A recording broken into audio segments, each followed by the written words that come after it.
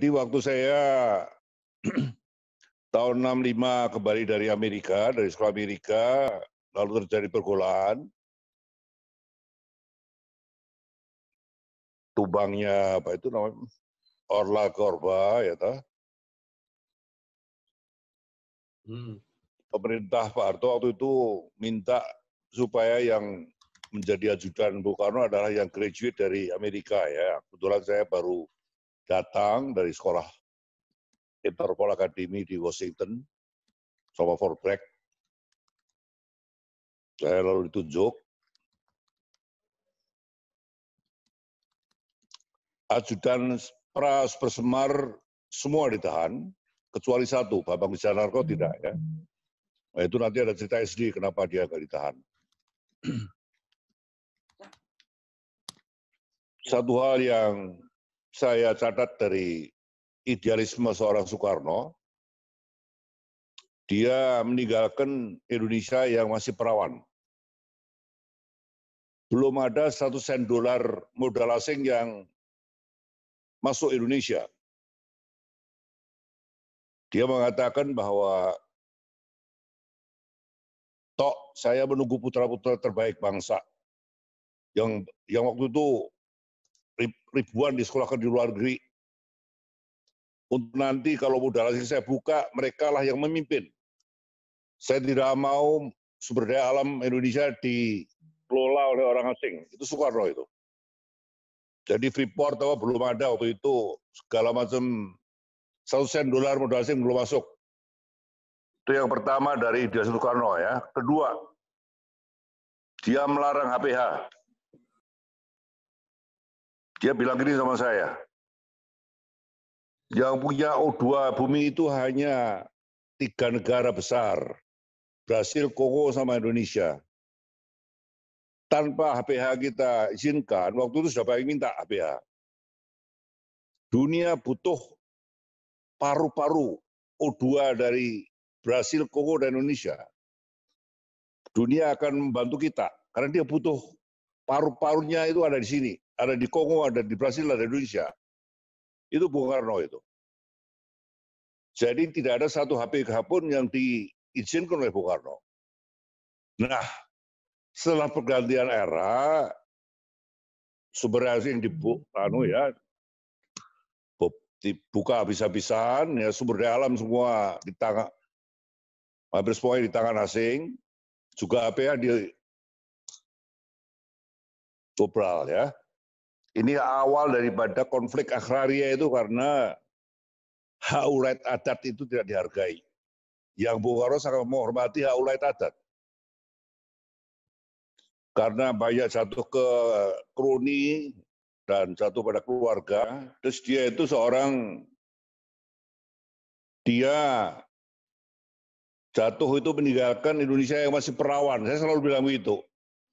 Karena sumber daya alam masih utuh, HPH dia tidak izinkan ya. Sungai dulu masih bersih, musim kering juga berantas, Bawang Solo itu penuh airnya, karena sumber mata air itu masih utuh ya. Dengan HPH itu banyak dibabati,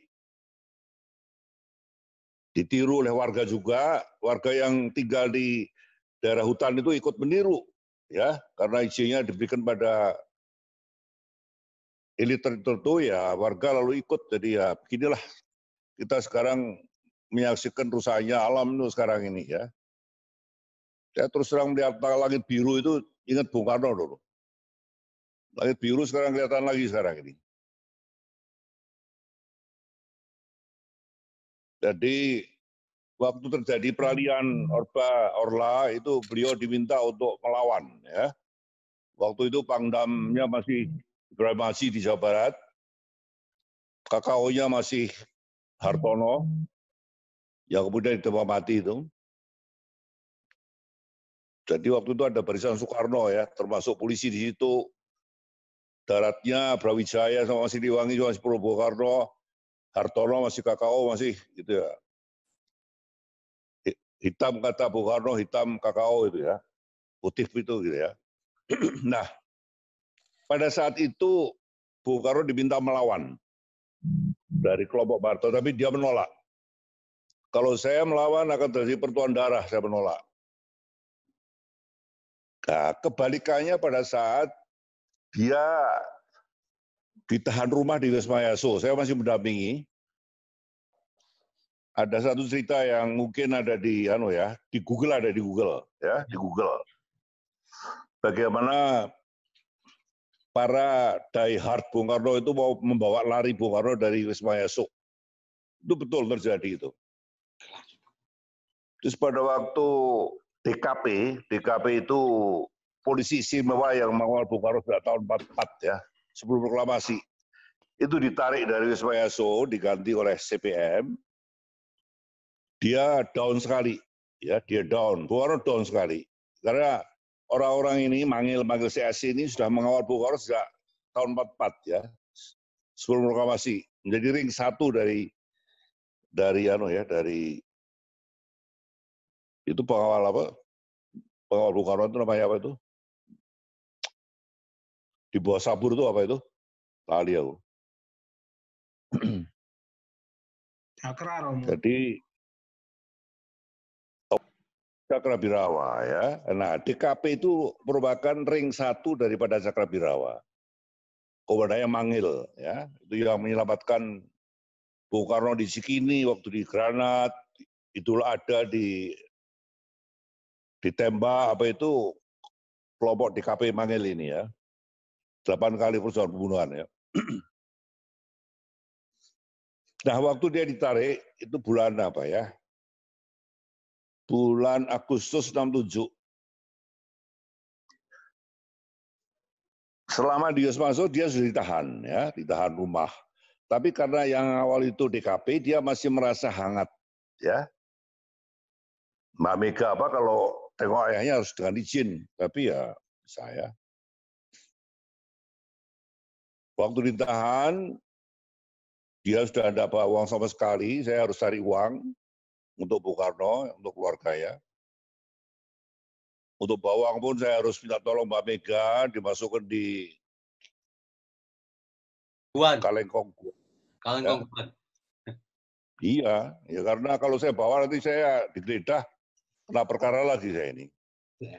Nah, Mbak Mega ditaruh di bawah roti itu. Ya gitulah ya.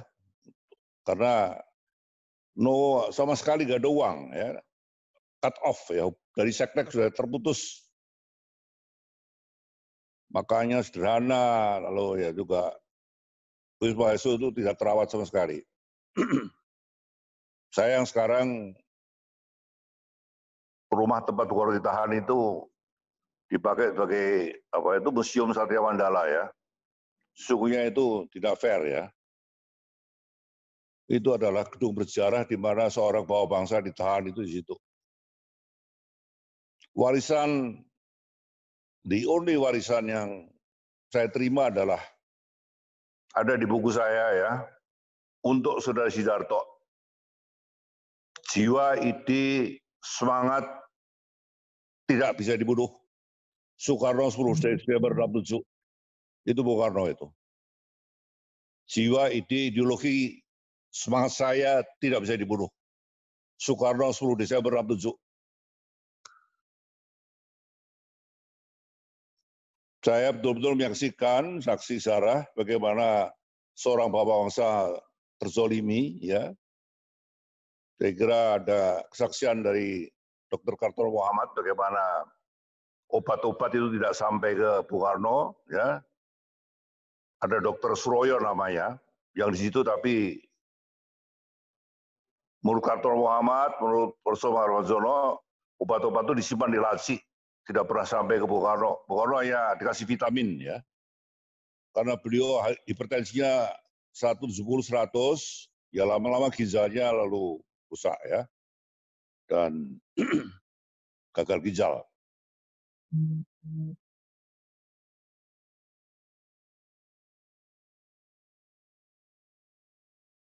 Kira-kira begitu ya yang, dan satu hal yang saya catat sampai sekarang, seorang yang sangat berjasa untuk bangsa, tapi dizolimi itu berkahnya panjang. putranya jadi presiden kelima, cucunya jadi Menko, jadi ketua DPR, ada yang jadi anggota DPR, kadernya yang terbaik, Joko Widodo jadi presiden ke-7, ajudannya saya masih kerja sampai hari ini, berkahnya panjang. Yang menzolimi aku komentar ya, yang menzolimi ya. Ulin tahu Ulin ya. Jadi jangan sekali-kali menzolimi orang yang sangat berjasa. Berlaku namanya golden rule law of nature, ya, karma. Hukum keseimbangan alam itu sangat akurat.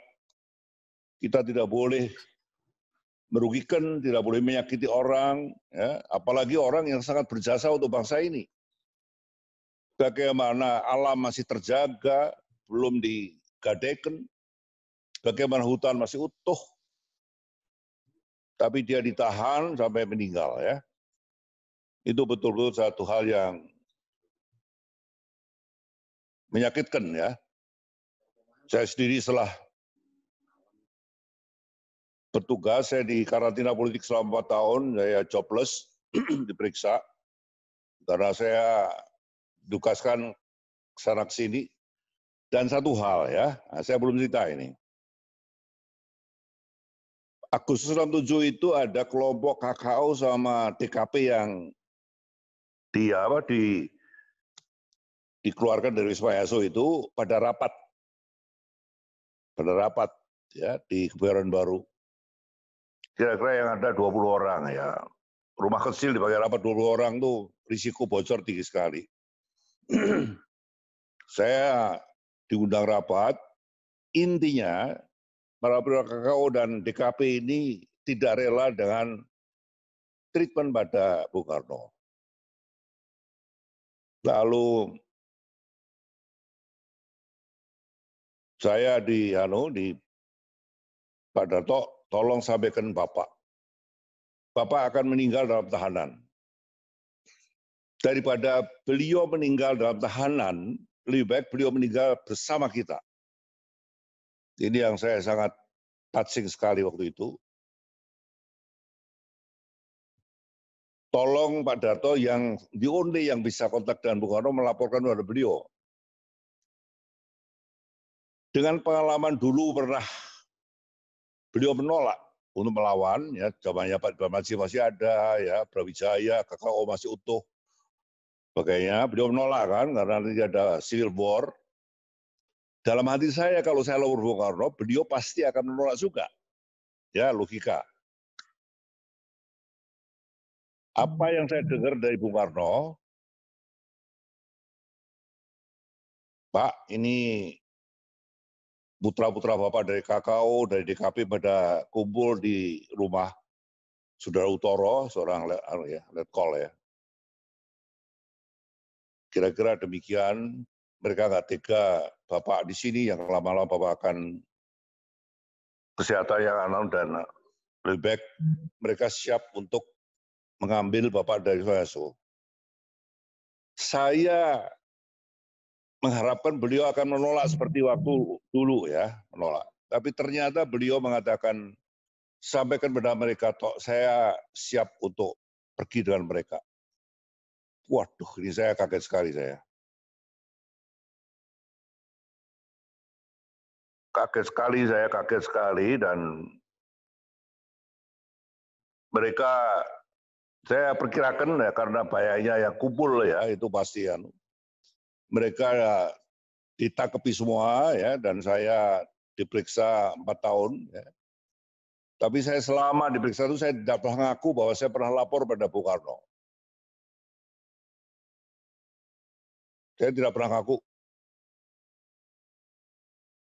Akhirnya saya dibantu oleh Pak Hugeng, Kapolri waktu itu, Pak Widodo untuk dapat freelance politik selama 4 tahun ya. Saya lalu merayap untuk berkarir kembali di kepolisian.